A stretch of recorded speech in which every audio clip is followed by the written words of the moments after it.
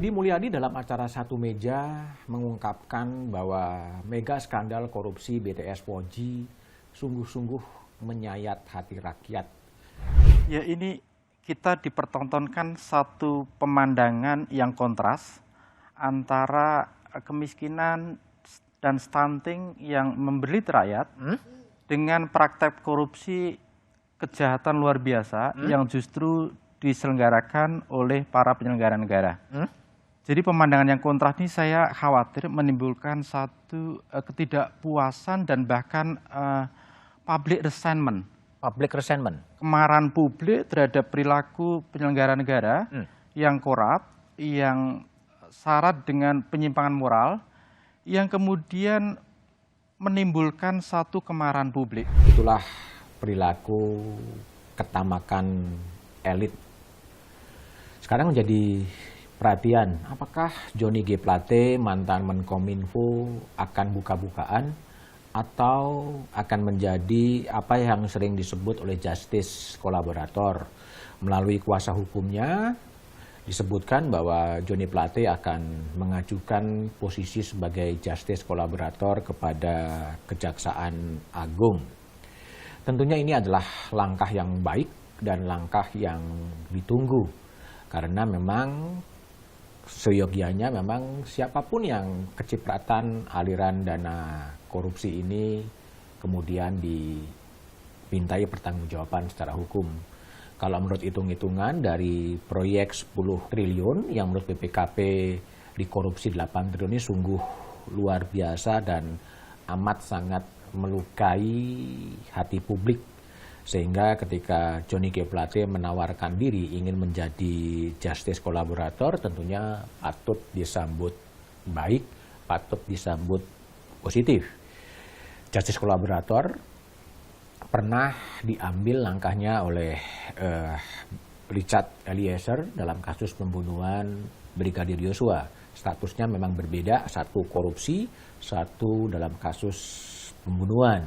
Dan status Eliezer pada waktu itu dikabulkan sebagai justice kolaborator karena betul-betul Eliezer kemudian membuka ya kejahatan yang terjadi dari skenario tembak-menembak menjadi skenario memang diperintah untuk menembak.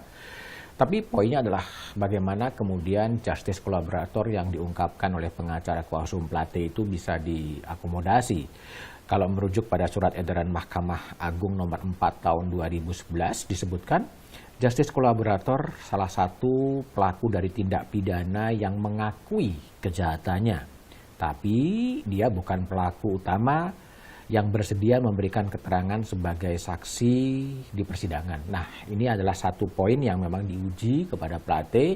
Apakah Plate mengakui perbuatannya dan Plate bukan pelaku utama. Nah, itulah yang akan dilihat oleh hakim apakah Plate bisa masuk dalam status justice kolaborator. Nah, jika merujuk pada peraturan bersama Menteri Hukum dan Hak Asasi Manusia, Jaksa Agung, KPK, Ketua Lembaga Pelindungan Saksi dan Korban, itu juga soal JC itu adalah pelindungan bagi pelapor, saksi pelapor, dan saksi pelaku yang bekerja sama.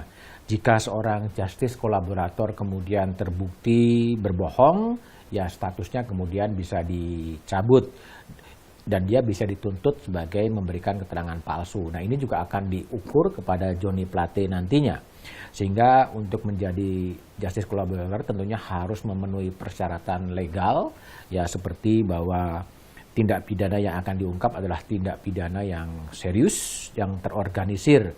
Nah, korupsi mega skandal BTS tentunya masuk dalam sebuah kejahatan serius dan mungkin juga tersistematisir melibatkan banyak elit politik. Itu adalah syarat pertamanya masuk dari sisi besaran kasus. Yang kedua adalah JC memberikan keterangan yang signifikan, relevan atau andal untuk mengungkap suatu tindak pidana serius dan terorganisir. Nah, ini juga kemudian apakah Johnny Plate bersedia mengungkapkan semuanya yang kemudian terlibat, tapi tidak semata-mata menyalahkan bahwa ini adalah kekeliruan dari perintah presiden atau apapun juga, tapi harus membuka kemana aliran dana itu. Yang ketiga, bukan pelaku utama, ya, bukan pelaku dalam tindak pidana yang akan diungkapnya. kita tidak tahu secara persis apakah Johnny Plate memang pelaku utama atau tidak. Pembuktian di pengadilan masih akan menunggu waktu, tetapi sejauh ini memang sebagai orang yang memegang anggaran, dia tentunya harus bertanggung jawab. Dan yang keempat, ada juga syarat bahwa kesediaan mengembalikan sejumlah aset yang diperolehnya dari tindak pidana yang bersangkutan, dan itu harus dinyatakan sebagai dalam pernyataan tertulis. Nah, kita belum mendengar dari kuasa hukum dari Johnny Plate apakah ada kesediaan untuk menyerahkan hasil kekayaan yang diperoleh secara ilegal. Sehingga ada persyaratan-persyaratan tadi, dia bukan pelaku utama, dia kemudian jujur dan mengungkap siapapun yang terlibat dalam proses persidangan. Lalu kemudian jaksa penuntut umum nanti akan mencoba mencari keterangan saksi dan bukti-bukti untuk menyebutkan bahwa apakah Johnny Plate bisa memenuhi persyaratan sebagai justice kolaborator. Dan nanti status itu tentunya, jika status justice kolaborator itu dikabulkan oleh hakim, tentunya ini bisa memperingan hukuman atau tuntutan yang akan diterapkan kepada Johnny G. Plate. Tetapi yang dikhawatirkan adalah ini hanya semacam political statement, pernyataan politik atau ancaman-ancaman politik untuk menciptakan keseimbangan politik baru. Harapannya tentunya hukum itu betul-betul ditegakkan, siapapun yang kemudian menerima dana ilegal itu harus dimintain pertanggungjawaban.